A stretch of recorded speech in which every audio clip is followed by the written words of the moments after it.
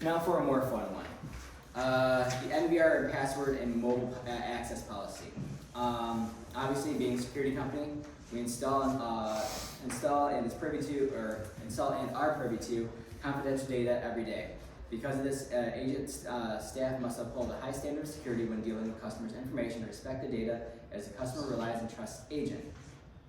When installing a video system, a new, more secure method will be used to make non-generalized passwords. This will prevent password guessing, misconnection to someone else's NVR, as well as help deter others from accessing it and after the installation is complete. Mitch, you were at a customer's house the other day, and what happened? You said that you put in what you thought the serial number was, and what happened? No, that was, who was that? We were troubleshooting. Okay. Oh, so we're doing remote service? We were doing remote troubleshooting. They forgot. They needed to get it to their new phone. Okay.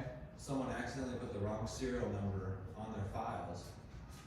So when we put that serial number in with the password, it wasn't their cameras that popped up. We're looking at somebody else's cameras completely. So part of the reason why if we keep the same password that we always do, we can run into that problem, but also anybody could guess everybody else's password because it's very simple to figure out the admin password if it's always the same. So this is the way we're going to go about doing it from now on.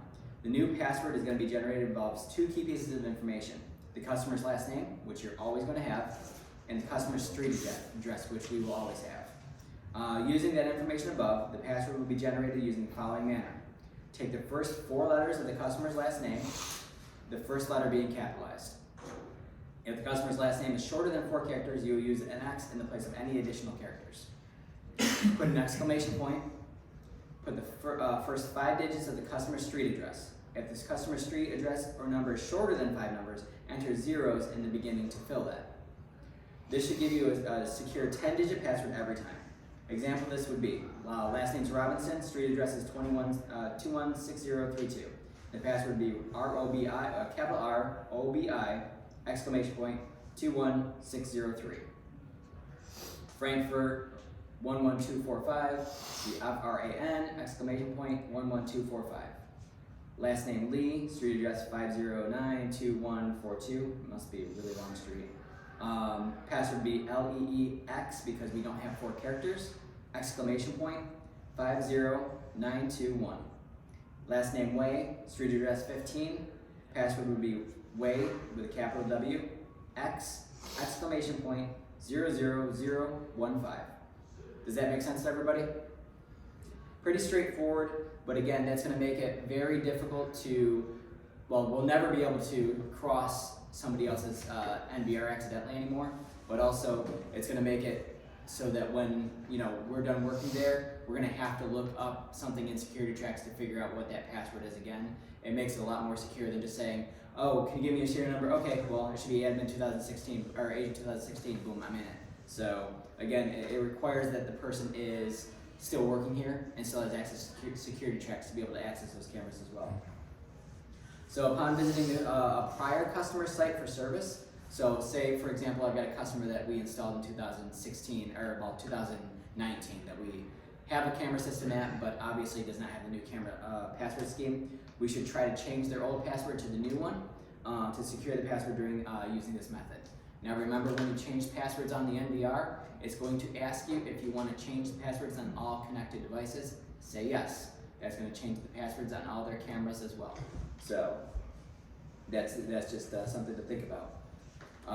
Next is once completing any camera service or installation, agent staff must remove the camera systems off their phone. No unauthorized access is permitted from staff phones or computers. Only when the customer is requesting help or remote system support should be needed, the account can be accessed by agent security. So again, make sure that you are deleting them off your phone, and actually, why don't we all right now open up the DMSS app and delete any camera systems that you have in there right now. I want everybody to have a clean slate on every camera system. I will work on getting a login for everybody to access the cameras here. So if you need to demo something for somebody, you can use the one here. But I want every other camera system off your phones.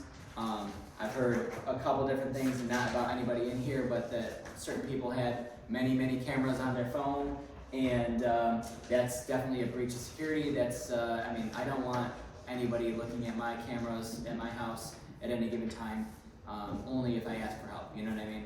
So I don't want, I hear, you know, people have swimming pools, whatever else, I guess ADT, what did Daryl say, ADT or Rinks or something got sued heavily, right, Mitch? Yeah, multiple times. Because of the fact that their technicians, you know, are sitting there looking at people in their pools and whatever else. Yeah, exactly. So that's exactly our thoughts. So just delete them off your phone because you don't want to be liable for any of that stuff either. So.